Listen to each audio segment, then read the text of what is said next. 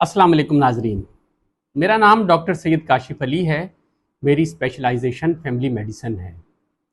आज का हमारा टॉपिक ब्रेथ होल्डिंग स्पेल, यानी कि बच्चों का रोते हुए अचानक सांस रोक लेना।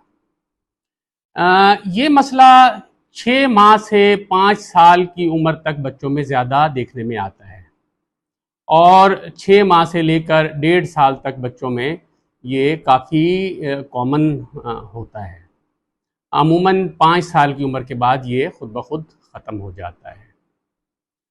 इसमें वालिदैन अक्सर ये शिकायत करते हैं कि हमारा बच्चा जब रोता है तो एकदम सांस रोक लेता है और इस बारे में बहुत ज़्यादा परेशानी होती है, बहुत ज़्यादा पैनिकी होती है।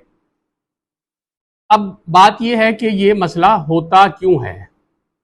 जब बच्चों में कोई किसी वजह से बच्चे की तबीयत पर नागवारी गुजरती है, बच्चे गुस्से में होते हैं, तो यानी कोई चोट लग जाए या अचानक उनकी मर्ज़ी के ख़िलाफ़ कोई चीज़ ले ली जाए या बच्चे को डांट दिया जाए, तो बच्चा एकदम चीखता है और एक सांस हो जाता है और काला नीला हो जाता है।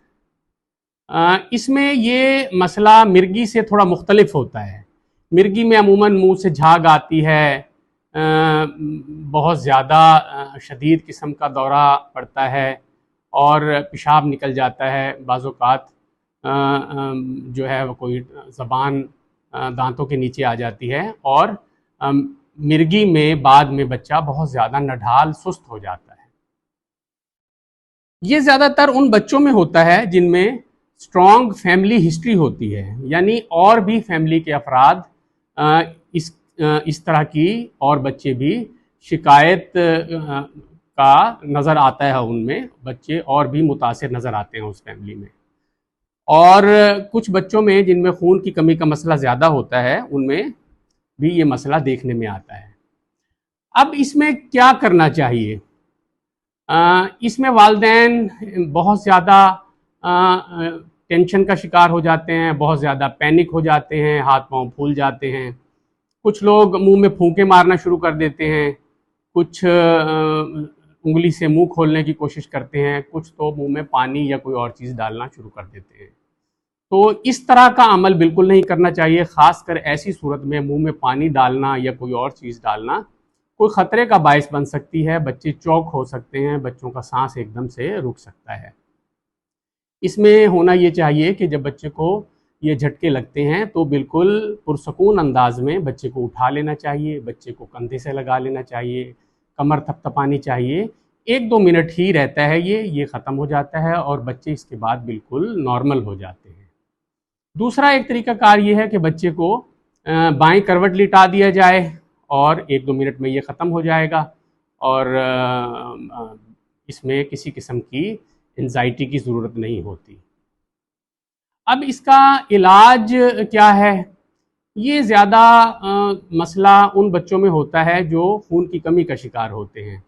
हमारे यहाँ अक्सर ये देखा गया है कि 6 माह की उम्र के बाद बच्चों को चूँकि ठोस ग़िज़ा शुरू कराना होती है और बहुत इस मामले में गफलत बरती जाती है।